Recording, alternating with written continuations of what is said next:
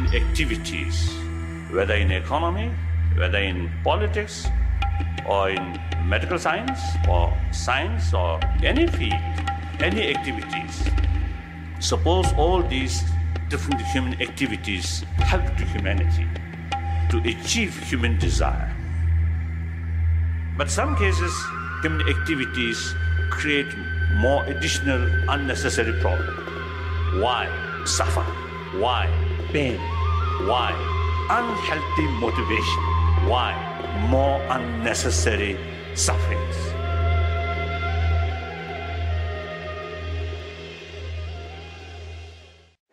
Alors on va faire le parcours à l'envers pour une fois.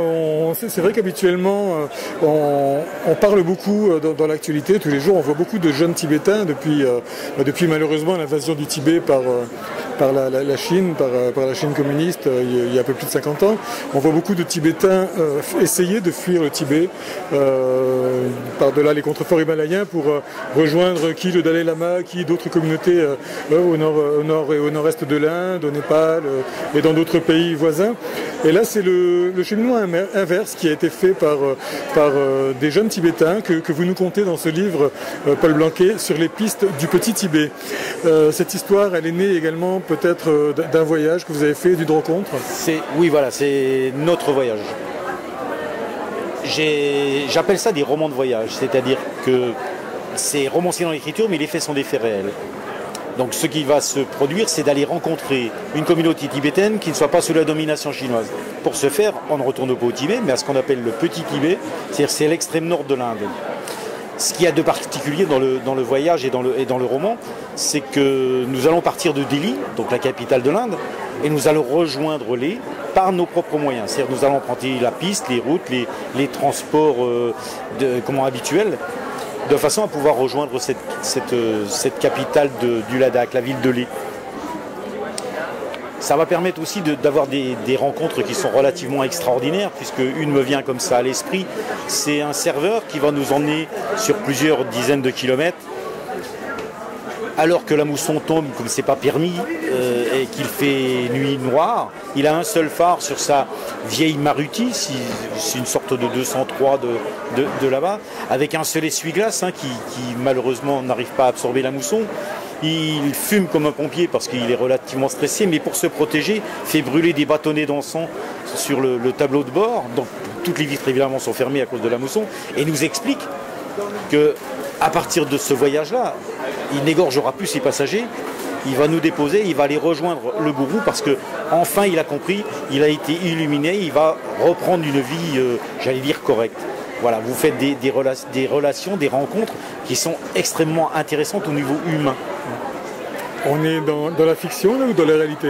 Ah non, on est dans la réalité, oui, la vraie réalité. Ce personnage qui essayait de s'exprimer en français nous expliquait que oui, voilà, il avait compris, il n'allait plus trucider les gens, si j'ose m'exprimer ainsi, pendant ce fameux voyage, mais il allait nous déposer et repartir aussi vite, parce qu'il est reparti le soir même pour aller rejoindre son gourou. Donc c'est quand même des choses qui sont extraordinaires. Et c'est le voyage qui vous permet de faire cela quand vous prenez le temps de prendre le temps. Voilà. Il faut savoir regarder les gens, vivre avec eux, ne pas vouloir les encercler à l'occidental, mais vivre comme eux vivent. Et Dieu sait s'ils vivent bien par rapport à notre société de consommation. Ouais. Qu'est-ce qu'on ressent en ce moment-là quand on s'aperçoit qu'on est dans la voiture d'un tueur en puissance et qu'on a failli être ses prochaines victimes? Bon, on se dit qu'on est suivi par la bonne étoile et puis qu'on a pris le bon voyage, oui. Alors ce voyage sur les pistes du Petit Tibet, c'est avant tout le vôtre. Donc voilà. Vous profitez un petit peu de vos voyages pour vous en inspirer et pour ensuite romancer la chose, imaginer des histoires à partir de votre propre vécu. Alors c'est romancé dans l'écriture, je le précisais tout à l'heure, mais les faits qui sont dedans sont des faits réels. Voilà, je veux garder absolument le côté réel du voyage, mais par contre pour le lecteur ou la lectrice, je préfère écrire d'une façon romancée le voyage plutôt qu'un carnet de voyage qui serait structuré. Voilà, oui. Je pense que c'est plus agréable. En fait, si on ne s'était pas rencontrés et que vous ayez lu le livre, vous pourriez très bien penser que j'ai beaucoup d'imagination parce que c'est un beau roman. Mais en fait, c'est une réalité, oui. Malheureusement, je ne l'ai pas encore lu et je dois dire d'ailleurs que c'est très très rare. C'est même quasiment pour moi exceptionnel que d'avoir un entretien avec un auteur avant d'avoir lu ses ouvrages. Mais on doit préciser quand même qu'on s'est rencontrés tout à l'heure ici au Livre sur la Place à Nancy. J'ai été d'abord attiré par les titres de vos livres et ensuite nous avons fait connaissance effectivement. Donc ces jeunes, alors essayez de nous raconter un petit peu leur histoire. C'est quand même très anodin de voir des personnes qui font le chemin inverse. Hein. Comme je le disais tout à l'heure, d'habitude on fuit le Tibet pour aller vers l'Inde et là on essaie de retrouver un petit peu, c'est une espèce de voyage de retour aux sources, de voyage initiatique. Qu'est-ce que c'est exactement ce voyage? Surtout aller rencontrer une communauté qui soit libre de faits, ce qui fait que si vous allez voir des gens et que ces gens-là vous accompagnent, mais qu'ils sont sous une pression quelconque, il est clair que vous n'avez pas la réalité des choses. Et ce n'est pas à cause d'eux, c'est parce qu'il y a la pression autour d'eux qui fait qu'ils sont obligés de changer de comportement. Là, en l'occurrence, au Ladakh, donc au Petit Tibet, les gens sont sur le territoire indien et vivent d'une façon paisible, ce qui fait que ça permet effectivement d'avoir des entretiens, d'avoir du temps, d'avoir une façon de vivre, un comportement qui est la réalité des choses. Voilà.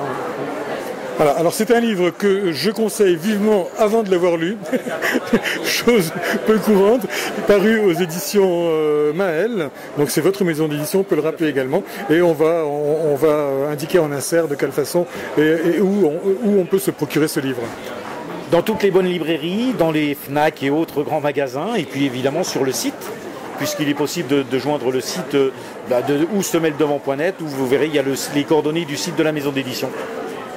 Merci beaucoup Paul Blanquet et à bientôt pour d'autres ouvrages. On va parler de vos autres ouvrages également dans cette rubrique et on va donc se retrouver très très bientôt. Merci à vous.